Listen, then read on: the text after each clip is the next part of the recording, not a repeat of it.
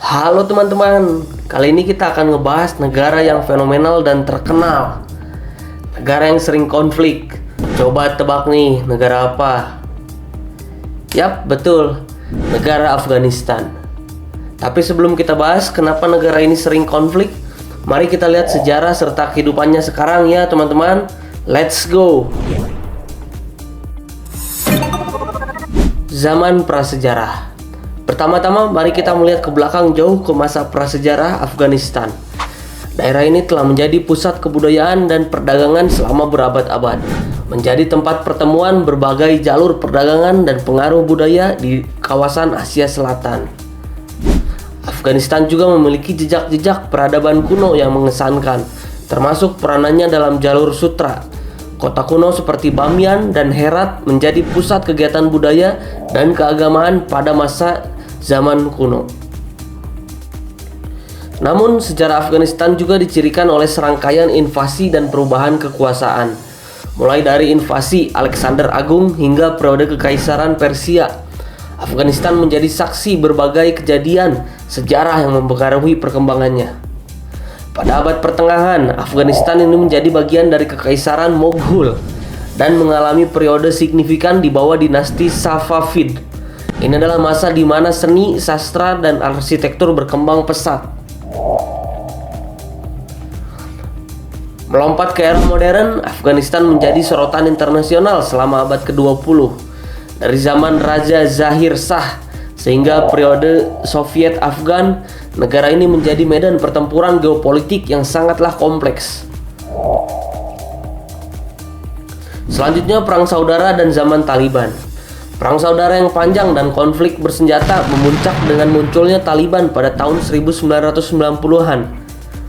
Afghanistan menjadi sorotan dunia karena berbagai konsekuensi dan dampak kemanusiaan yang sangatlah tragis.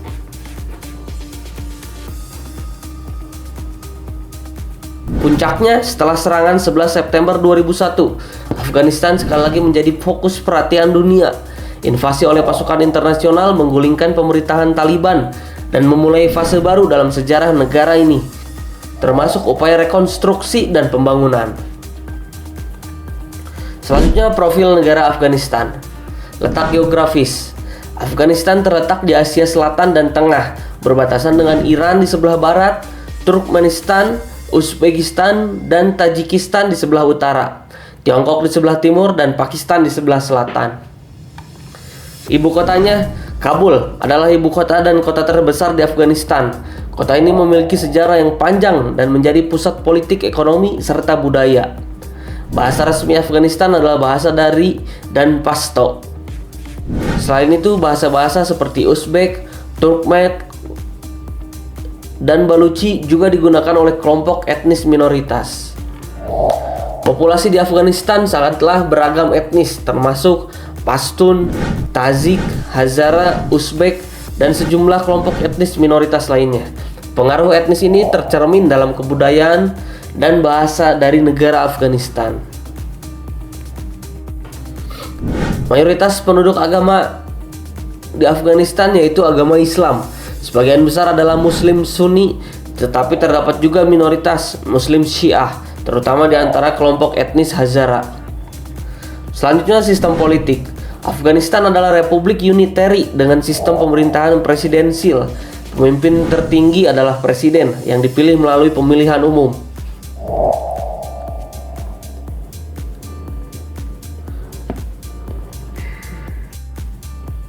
Meskipun terjadi perbaikan dalam beberapa tahun terakhir, pendidikan dan sistem kesehatan Afghanistan masih menghadapi tantangan, terutama di daerah-daerah yang terpencil. Lalu, peran internasional. Afghanistan memiliki hubungan dengan berbagai negara dan organisasi internasional. Keterlibatan negara ini dalam isu-isu regional dan global, terutama terkait dengan keamanan dan perdamaian, memiliki dampak yang sangat signifikan. Nah, selanjutnya teman-teman, kita akan mengintip nih kehidupan dan kebiasaan di Afghanistan. Banyak penduduk Afghanistan masih menjalani gaya hidup yang sangat tradisional, terutama di pedesaan. Pertanian dan peternakan menjadi bagian integral dari kehidupan sehari-hari di Afghanistan, dan banyak keluarga terlibat dalam pekerjaan pertanian. Pakaian tradisional, terutama di daerah pedesaan, mencakup pakaian longgar dan panjang untuk melindungi dari cuaca panas dan debu. Laki-laki sering mengenakan koko dan serban, sedangkan wanita mengenakan kebaya dan kadang-kadang burka. Selanjutnya, kuliner di Afghanistan. Makanan Afghanistan mencerminkan kekayaan budaya dan sejarah. Makanan tradisional seperti kebab, mantu atau dumpling, dan pilaf sangatlah populer. Teh juga merupakan minuman yang sangat dihargai, dan minum teh bersama merupakan kebiasaan sosial yang umum. Agenda ibadah dan tradisi keagamaan. Islam memainkan peran besar dalam kehidupan sehari-hari di Afghanistan.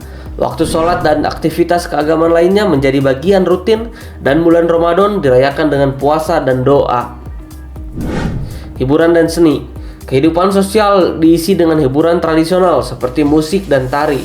Meskipun pengaruh Taliban pada tahun 1990-an membatasi kegiatan seni dan hiburan, namun sejak itu masyarakat mulai menghidupkan kembali tradisi seni dan juga kebudayaan. Selanjutnya, pasar dan perdagangan lokal. Pasar tradisional atau bazar adalah pusat kegiatan ekonomi dan sosial. Masyarakat sering berkumpul di pasar untuk berbelanja, bertemu tetangga, dan menjalin hubungan sosial. Selanjutnya, telekomunikasi dan teknologi. Penggunaan telekomunikasi dan teknologi, terutama di kalangan muda, telah meningkat. Meskipun beberapa wilayah mungkin mengalami keterbatasan infrastruktur, ponsel, dan internet menjadi semakin umum di negara Afghanistan ini. Selanjutnya, fakta menarik dari Afghanistan ya teman-teman. Yang pertama, budaya musik yang kaya. Afghanistan memiliki tradisi musik yang kaya dengan berbagai alat musik tradisional seperti rubab, sitar, dan tabla. Musik tradisional Afghanistan mencerminkan kekayaan budaya dan sejarah, seringkali diwarnai dengan syair puisi klasik dari sastra Persia. Selanjutnya, bola buah salju. Afghanistan terkenal dengan buah salju. Buah berbentuk bulat kecil yang tumbuh di ketinggian tinggi. Buah ini dikenal karena warna merah cerahnya dan rasa yang manis. Bola buah salju sering dijadikan bahan untuk membuat marmalade dan camilan lokal di Afghanistan. Selanjutnya, Istana Pakman. Pakman, sebuah kota perbukitan yang indah di dekat Kabul, merupakan tempat bagi istana musim panas para raja Afghanistan. Istana Pakman terkenal dengan taman-taman yang hijau dan kolam-kolam indah, menciptakan tempat peristirahatan yang indah bagi penguasa pada masa lalu. Selanjutnya, Bamiyan Budas.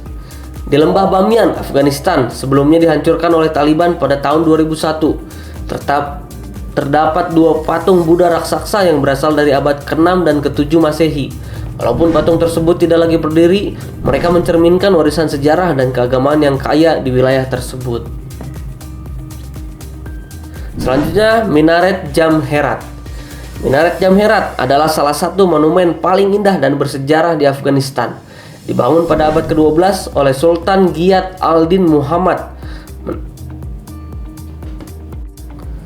Menara ini merupakan salah satu contoh arsitektur Islam yang sangat indah dan masih berdiri kokoh hingga hari ini. Kenapa Afghanistan selalu disebut sebagai negara terancam perang? Negara Afghanistan telah mengalami konflik dan perang yang berkelanjutan selama beberapa dekade, dan ada beberapa faktor kompleks yang berkontribusi pada situasi tersebut, teman-teman. Yang pertama, kekuatan pergolakan sejarah. Afghanistan telah menjadi pusat perhatian imperialis dan invasi asing selama sejarahnya. Invasi oleh bangsa-bangsa seperti Alexander Agung, Kekaisaran Persia, dan kemudian Uni Soviet telah menciptakan lingkungan yang tidak stabil dan meninggalkan bekas konflik yang berkepanjangan. Selanjutnya, situasi geopolitik yang strategis. Letak geografis Afghanistan yang strategis membuatnya menjadi pusat perhatian kekuatan-kekuatan regional dan juga internasional. Negara ini terletak di persimpangan Asia Tengah, Selatan, dan Barat, dan ketidakstabilan wilayah ini dapat mempengaruhi keseimbangan kekuatan di seluruh kawasan. Selanjutnya, keragaman etnis dan agama. Afghanistan memiliki masyarakat yang sangat beragam etnis dan agamawi. Ketegangan antara kelompok-kelompok etnis dan sekitaran seringkali menjadi pemicu konflik. Pasca penjajahan Soviet, konflik etnis dan sektarian semakin meruncing yang berkontribusi pada pertempuran internal di Afghanistan. Selanjutnya, intervensi asing. Intervensi asing seperti invasi oleh Uni Soviet pada tahun 1979 dan intervensi oleh pasukan Amerika Serikat dan sekutunya setelah serangan 11 September 2001 telah memicu dan memperpanjang konflik di Afghanistan. Pemberontakan terhadap kehadiran asing dan kompleksitas politik internal semakin memperburuk situasi di Afghanistan. Selanjutnya, kelompok bersenjata dan terorisme. Keberadaan kelompok bersenjata seperti Taliban dan Al-Qaeda telah menjadi sumber utama konflik di Afghanistan. Mereka memiliki tujuan politik dan ideologis tertentu, dan pertempuran dengan pemerintah serta pasukan asing telah menciptakan ketidakstabilan dan kekacauan. Nah, ngomong-ngomong soal Taliban ya teman-teman, Taliban yang secara harfiah berarti murid dalam bahasa Arab memiliki asal-usul yang berakar dalam madrasah-madrasah di Pakistan pada awal 1990. Didirikan oleh Mullah Muhammad Omar, seorang pemimpin agama yang bercita-cita untuk menerapkan interpretasi yang sangat konservatif dan hukum Islam. Kelompok ini tumbuh menjadi kekuatan politik dan militer yang dominan di Afghanistan. Pada pertengahan hingga akhir 1990-an, mereka berhasil merebut kekuasaan dan mendirikan pemerintahan yang kontroversial. Pemerintahan Taliban terkenal karena menerapkan aturan yang keras dan otoriter. Mereka memberlakukan larangan terhadap musik, hiburan modern, dan media. Sistem hukum yang mereka terapkan dikenal karena kekejamannya, termasuk hukuman fisik yang brutal. Pada masa pemerintahan mereka, perempuan mengalami pembatasan besar dalam hak-hak mereka, termasuk hak untuk bekerja dan mendapatkan pendidikan.